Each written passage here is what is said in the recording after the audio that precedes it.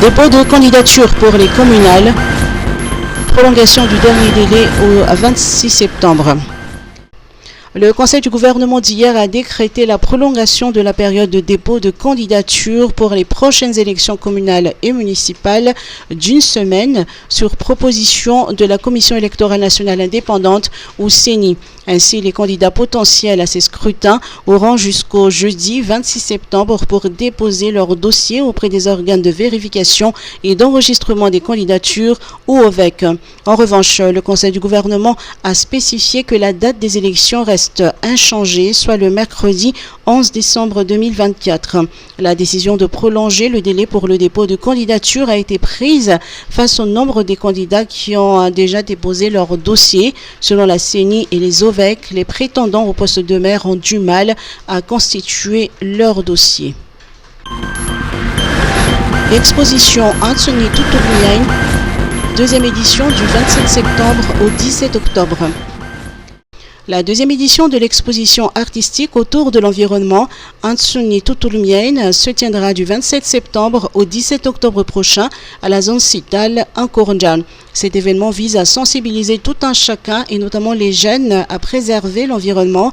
Comme Madagascar est connu comme une destination bird watching avec ses oiseaux endémiques et que certaines espèces sont menacées de disparition, Anthony Tutulian a choisi comme thème cette année Ravurn ou l'oiseau. Les explications de l'organisatrice Yubi Rabarjan. La première édition de l'année dernière a développé le message général pour la sensibilisation sur les questions environnementales, sensibiliser par le sensible, transmettre le message d'urgence climatique par l'art. Cette deuxième édition va plus dans le thème des oiseaux. Pourquoi? On sait très bien que universellement, les oiseaux portent beaucoup de symboles, l'espoir, la résilience notamment, et d'où le choix de ce thème cette année. On sait aussi que Madagascar est très riche en biodiversité. Madagascar est connu comme destination de bird watching, par exemple pour l'observation des oiseaux.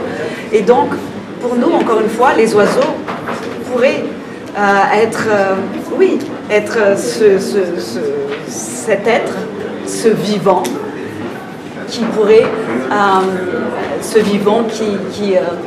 qui attirera l'attention sur notre environnement, l'environnement de Madagascar, parce qu'on sait aussi qu'on a parmi nos richesses les oiseaux endémiques.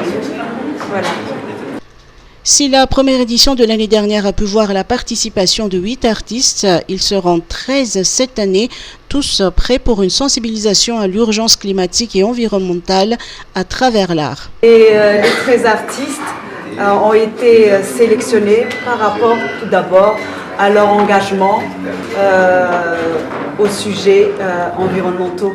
Ce sont tous des artistes qui sont, vous allez voir par leurs œuvres, qui sont très très engagés sur cette question-là, aussi bien par leur approche que par les idées qu'ils vont véhiculer dans leurs œuvres. Voilà. La manifestation artistique sera animée par des live performances, des conférences et des ateliers autour de l'art et de l'environnement. Salon international IFTM Topresa, 21 professionnels malgaches à Paris.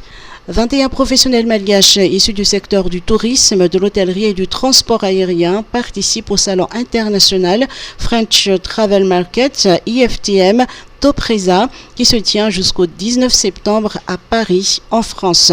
La présence de Madagascar à cet événement touristique représente une opportunité de faire découvrir aux visiteurs les nouveaux produits qu'offre Madagascar.